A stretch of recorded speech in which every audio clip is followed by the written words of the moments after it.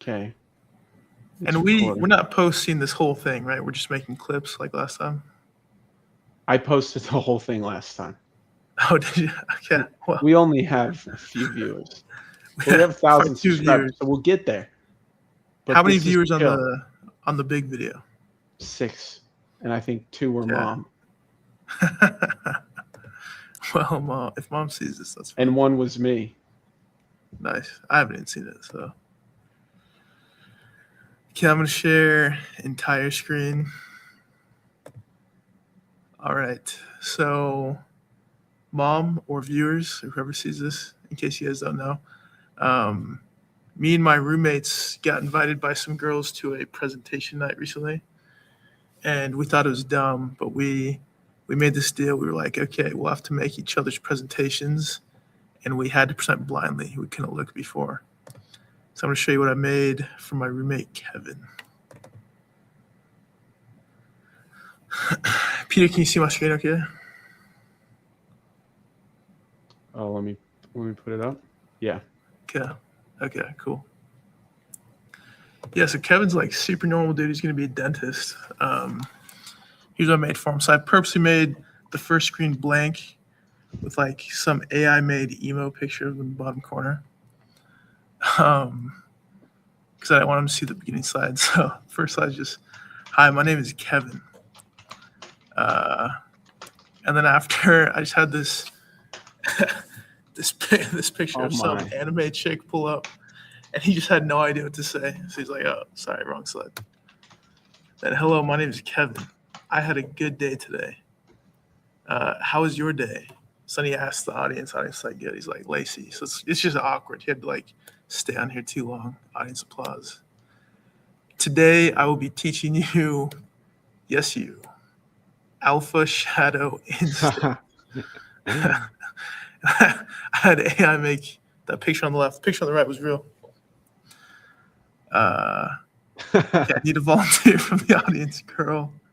He pulls up this chick. Please kiss me. This was like the funniest moment of my life, dude. So he had to present your show? And he had no idea what was on here. That's funny. So yeah, he just, I need a volunteer, girl. Please kiss me. He was a wimp. He should have, but he just got nervous, skipped past it, and she sat down. Now explain how it didn't work. I was like, step 1 to achieving more confidence. Analyze your body. So yeah, just kind of awkward. I'll kind of skip through this, but analyze his foot, his body. Find inner peace. That's a real picture, by the way. I will now recite my daily recitations. He didn't have to say anything with this, but he did. He like tried to make up some recitation, but I'd already made some for him. Jeez. I'm good enough. I'm strong. I'm capable. And to end it, I just said, "Please excuse me while I use the restroom." Dude, he's gold. He had no idea what to say for any of this. Man. Yeah, it's crazy. All right. Okay. So today we're talking about Elon Musk. Let's see, Peter, do you know who Elon Musk is? Mm-hmm. I do too. I bet you everybody does. Elon Musk is the richest man in the world. Recently became a trillionaire. I think today he lost that note. Wasn't there like a mass selling of SpaceX and Tesla stock? Okay, cool. That's good. I hadn't bought any of his. I actually sold all my stock like 2 weeks ago, which stinks because it was mostly TSMC and it went up 15%. Okay, but basically, I think what we want to talk about is Elon Musk. Even though he's a trillionaire, there's no way he could ever get $1 trillion. People are always saying, man, these billionaires, they're corrupt. They got to go. Nobody has the right to be a trillionaire. I honestly see their point of view. However, this is not what a trillionaire looks like. Peter, I'm going to pull up a graph. Do you want to kind of tell people why Elon Musk is not a true trillionaire? Shoot, I don't know. You explain it to me. All right. So it comes down to, I'm going to see if I can pull up a graph. Real money in economy versus M2 money in economy. Let's see if there's a graph. I think I've seen this one before. Okay, so M1, M2, M3. I've just been calling it M2. But basically, so here's this graph that kind of shows it. Yeah, here we go. So in the 1960s, the amount of money that the U.S. had was so low. We just hadn't printed a lot of money. We were very wealthy. Obviously, we've been the wealthiest country out there for a long time. But the amount of money we printed doesn't even resonate on this graph. That's how much money we've printed in recent years, by the way. We printed billions of dollars, trillions of dollars. But you can see that little gray squiggle. That's M2 money, is that gray section of the graph. So what M2 money is when you take out a loan. Peter, you gotta help me out. Help me explain this. Here, there's a picture to the left. It had it like M1 was, currency. It's coins, bills, reserves, demand deposits. Anytime you own money and you're entitled to money, but you don't actually have physical cash, and the bank may not even have physical cash for you.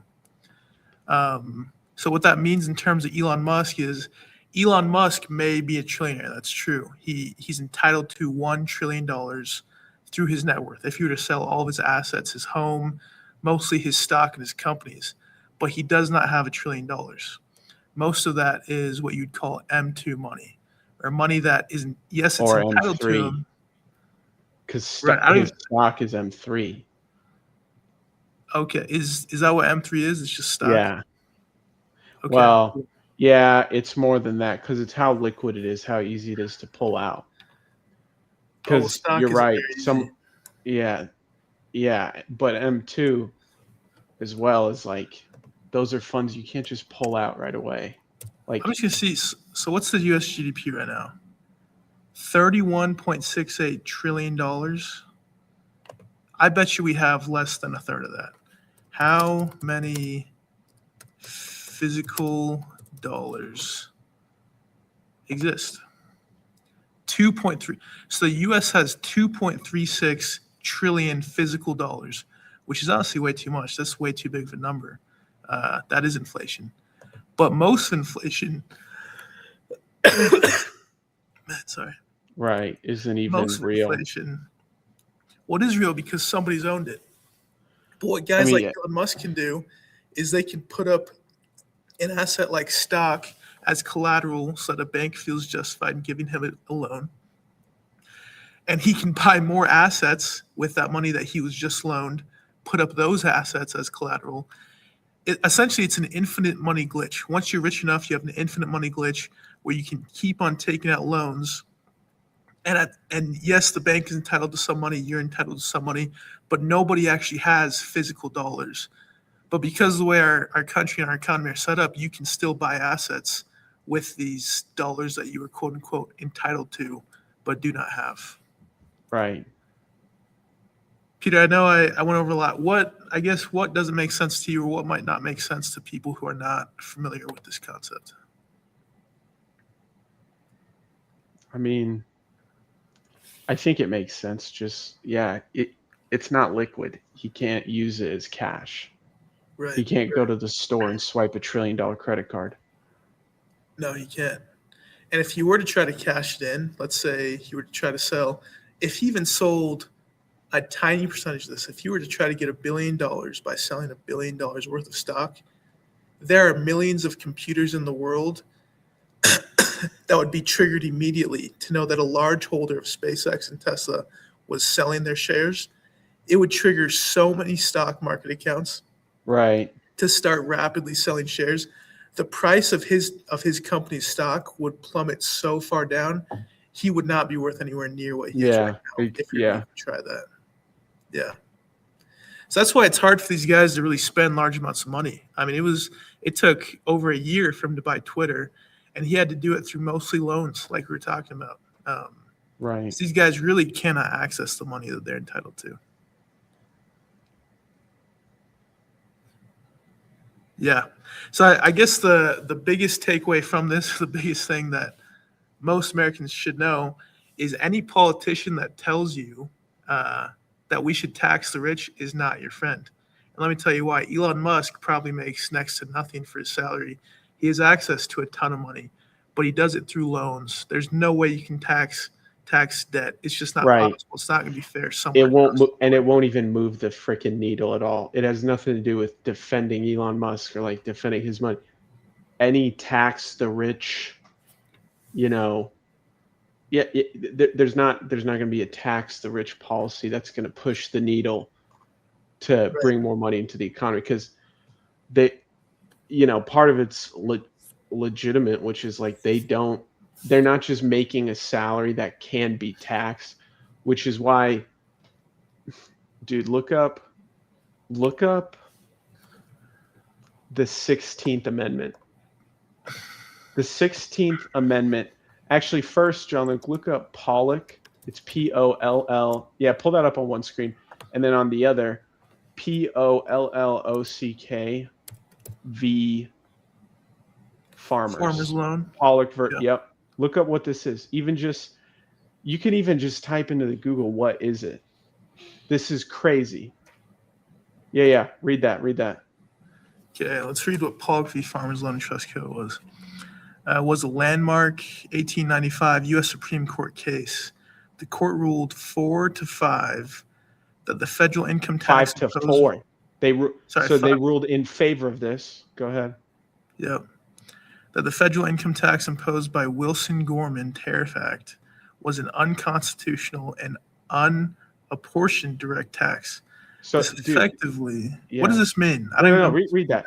This effectively crippled the federal government's ability to level income taxes. So direct taxes were unconstitutional. It is literally in the Constitution. You cannot levy direct taxes on the people, which means it is unconstitutional for the government to go to John Luke and say, you owe me, $10, whatever. It's unconstitutional, but they do it. How do they do it? Income tax. Because you think about it, income tax is a direct tax on you, not for buying anything, not for selling anything. It's just a tax on money you earned, right? And that's how we justify it. We're like, oh, well, I earned it. It's W-2. Yeah, income tax. Like, that transaction's taxed. Problem is, it's being taxed on so many ends that's why there shouldn't be a direct tax issued on you. And that's why, it's almost like the government's coming and saying, we are God. You have the privilege of living on this land. You need to pay us. You need to give us some of everything that you get because we are your God. Just for being born here. Right. Because the way it was supposed to be was more of a consumption-based tax, or tariffs. Like, okay, you buy something, you owe a tax, right? And they could live with that. You can live with that because then it incentivizes a lot of things like saving, right? There's not as much of an incentive to save when you're getting a direct tax. Why is that? Let's say you make $100,000, right? No tax, right? No income tax. You make $100,000.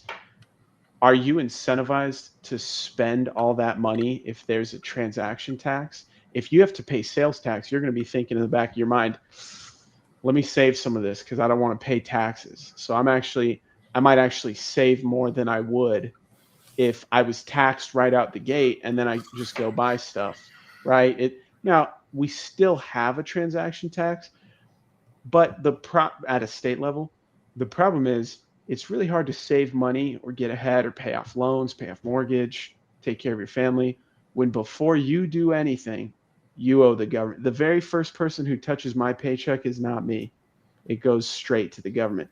So that's why they issued this 16th Amendment. So go to the next tab, read it. It's crazy.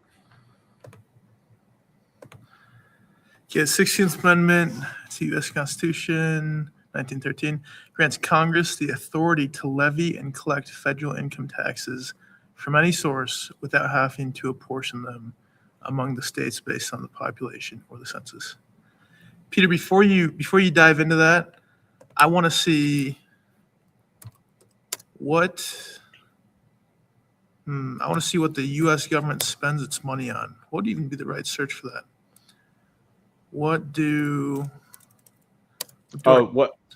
Biggest line items in the budget? Yeah, government budget breakdown. Yeah, it's like right. Social Security and Medicare, Medicaid. So here's the thing. To the naked eye, this would look like, well, taxes are used towards things that help us, right? Look at the mandatory spending though. Like, click show more. It's Social Security, Medicare, Medicaid. These are all things that help us. They help our old people, right? The veterans benefits. I know a huge portion of the budget goes towards defense, right? National defense, non-defense discretionary. That's a quarter of our budget. Net interest on the debt is at 14%. Holy cow, 14% of the entire government's budget goes towards paying off interest. So here's the thing. To the naked eye, this looks like, oh, well, these are all needed, right? We all need to pay, or we need to pay these things. We need to help protect old people. We need to make sure that they don't fall into poverty like they used to. What the 16th Amendment really did was it was patting the back of all the rich people who control industries. Whether you know it or not, if there were no taxes in the U.S., there would be so many more companies, and we would have invented so many more things. I know I'm not an example of a guy who's invented something great, but I ran a somewhat successful pool repair company at one point. Month 1, I made less than $1,000. Month 2, I think I barely made $1,000. By month 4, I'd made over $10,000. And the next month, I made over 10 grand again. But I could only do that because I had the courtesy of living with my parents. To all the people who can't live with their parents, that's just not an option for them. They would have had to quit after week 2. There's no way they could have started some business. There's so many more things people could have invented if they just had the freedom that no taxes gave them. Imagine if you could live off of $2,000. Gosh, everybody could be a business owner. Yeah. Right. And when you look at the marginal impact of income tax, it's pretty underwhelming, especially for the middle class, which is why, I wish they would just raise the standard deductible like way higher. It would barely push the needle. But like you were showing, like the problem with the line items there is Social Security, Medicare, and Medicaid. That accounted for, I think, 40% of national expenses. Yep. And you can't touch those. You cannot touch those. Even though Social Security is such a sham. I pulled up because, this isn't exactly a one-to-one comparison, but you pay 12%. I'll find it. What do you get? The Social Security, when you compare Social Security benefit to the cost of the average person, it's pretty stark. So the trade-off, that's what I'm trying to pull up.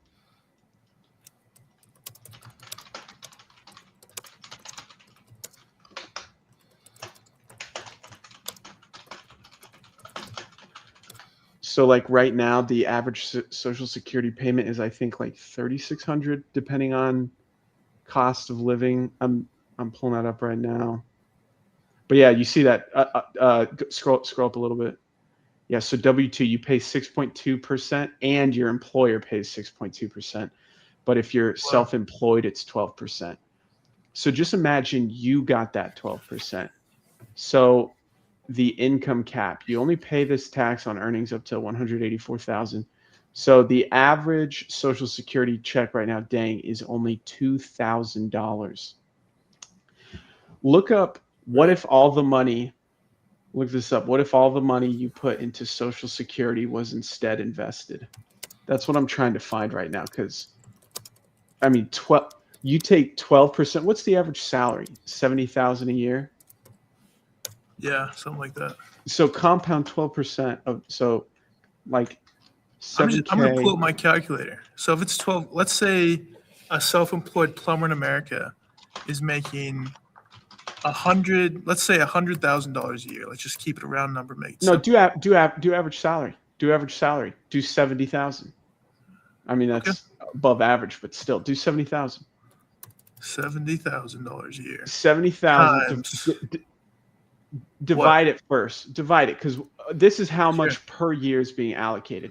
So divide that by 1.12. 1.12. Okay, so what's the difference there? 7,500. Okay, now start over. My equation was so much better. Now that I live this. 7,500 times. Jeez. Times, let's say 40 years. You worked 40 years or 45, right? No. 75 times 1.11 to the power of. Do you have that function? I don't know how to do that. Yeah, x2 right there. Oh, I see. Okay. X2, 45. 45 years. Equals. Now that's. Did you hit clear? Here's what the real math is. Sure. The average rate of return for someone who, again, instead of 7,500 being taken out of their pocket, they're investing that 7,500 after 40 years, not even 45, just 40 years of working, 3.1 million. So you think about it, 3.1 million, which you can pull out safely, 4% of that. What's 4% of 3.1 million? 120,000 a year. So instead of living on $2,000 a month, you could be living on 120,000 a year, 10 grand a month, count for taxes. Point is, what a loss. And all in the name of people can't take care of themselves. Let's pull out Social Security for them. Let's assume you're in some, I don't know, mutual fund, only gets you 8% a year. Let's say your salary never goes up, which is so unlikely. People's salaries will go up. For 45 years, if you invested $7,500 a year instead of putting in Social Security, compounded annually. Yeah. How much would you have? Yeah, 3.1 million. See what I mean? Like $3.1 million. And that's inflation adjusted. That's inflation adjusted. Keep in mind, that's what it would be if you put it in the S&P inflation adjusted. Our senior citizens would all be upper middle class. There would be no poor old people. Well, except for what they say, which is, the people who are the whole argument for Social Security. Well, I mean, it was so people could retire in like World War II and stuff, but you're right. With a growing population, though, you're right. But we don't have that anymore.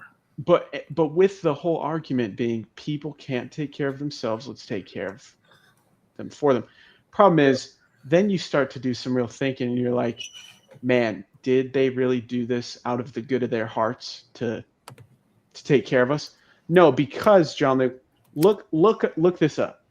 If my account, do not feed the animals. Well, first, you ever seen this sign? Yeah. It says, please do not feed wildlife. You know why they put the sign up out there? Why? It's because if tourists or people at pretty places feed the wildlife's kids will be brought up to rely on people, go to people to be fed. They'll forget how to catch their own food. Same thing with all these Social Security checks that we give to people who are totally healthy to work, by the way. In rural America, it's a real issue. Like, I love rural America. I love farmland. But, man, every time a farmer sells his lands, his kids may not have a job. They stay in that community. They're living off disability checks. So go back to that investment calculator you had. Sure. This is what I want to illustrate. So, John Luke, average market, right? S&P, 10% a year. Okay. How much is that 3.1 million going to grow per year? Like next year it'll grow 10%. So what's that? 313,000, right? Yeah. Huge. Here's the problem. So Peter's Social Security allocation is going to grow $313,000, right? The money I put in, I know it's lumped in with everyone else, it grows $313,000. What was the average Social Security payment again? $2,000? So what's that times 12? 24,000 a year, maybe a little more? Yeah. 24,000 a year is what I get, but 313,000 is what the government grew. Here's the problem. Look up Social Security insolvency. We're almost out of money. Yeah. Somehow we spent all this Social Security money, which, dude, what sucks is if Social Security, I know they talk about privatize it. I say get rid of it. If Social Security was a private business, you could be killing it, making so much money, and that's what the government should have, is a huge, stockpile. But they don't. It went away, and that's where I get into, because I always, people think it's incompetence, government's run by idiots. Sure, there are some. I don't think the intent behind Social Security was ever, we're going to really take care of people. I don't think that about any income tax, 16th Amendment, which, dude, that's what I think is so stupid. And that's where, like, the Constitution isn't even real. They don't, like, you can just write an amendment and change it whenever you want. Right. But yeah, so here's the real issue. And me and Peter were talking about this before we started recording. You're never going to get rid of these corrupt guys. They're always going to be there. They were there in Rome. They were there in Egypt. They're always going to be there. But what you can do is you can make them less powerful. So what if instead of taking, the government probably gets about half our money, maybe a little over half our money after you account for all the taxes, including the business taxes that get pushed to us. Dude, so let's what? No, I mean, think about the math on that. I get paid $1, but in order for me to get paid $1, my company is paying. They earned that money. They're paying sales tax on that money. My company is. Yep. They're paying payroll tax. They're paying Social Security tax. I'm paying Social Security tax, Medicare, Medicaid, income tax. By the time I get it, it's like 50 cents. And then if I want to go buy something from you, you have to charge me sales tax. So then you only get like 40 cents. Then that same cycle applies. Basically, the dollar becomes depleted after like 3 or 4 transactions. Yep. Like every dollar is completely absorbed by the government after 3 or 4 transactions. Yeah.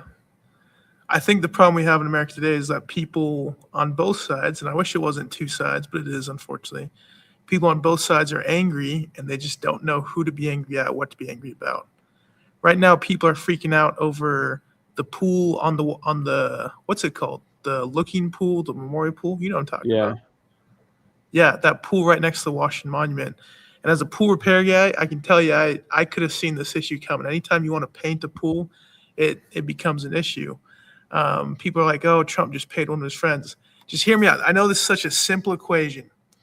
What if instead of Trump being able to pick one of his friends that he likes and give them $16 million to refurbish that pool, what if he just said, oh, man, we're out of money. Can't do it this year. Yeah. If we were to cut taxes, it would limit the power and control that these corrupt individuals had over this massive amount of money that they have right now.